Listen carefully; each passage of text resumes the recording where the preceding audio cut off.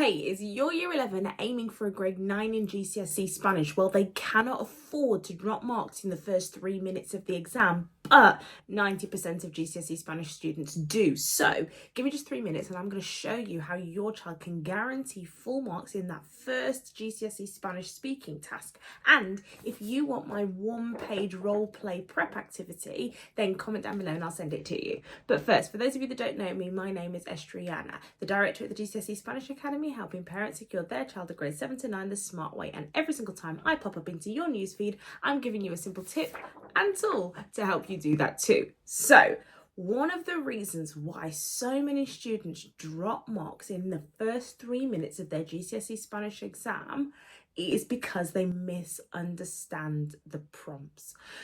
So at the beginning of the GCSE Spanish exam, students have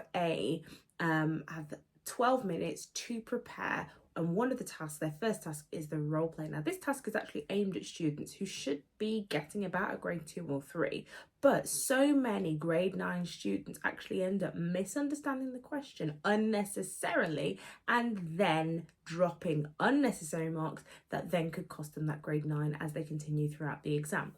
And so what a lot of students are actually doing is nothing. They're not actively preparing for that role play. They are focused on the general conversation. They are practicing their speaking questions, or if they're at Excel, they're practicing their speaking, their 1 minute speech, but they're paying absolutely no attention to the role play, which is an easy, simple 10 or 15 marks in they're right at the beginning of their GCSE Spanish exam. So my solution is to incorporate just spending 2 or 3 minutes every single time you're prepping for your GCSE Spanish speaking exam, focusing on preparing for the role play, but focusing on it from the examiner's perspective, trying to make sure that you really zero in on understanding those prompts and exactly what the examiner wants from you.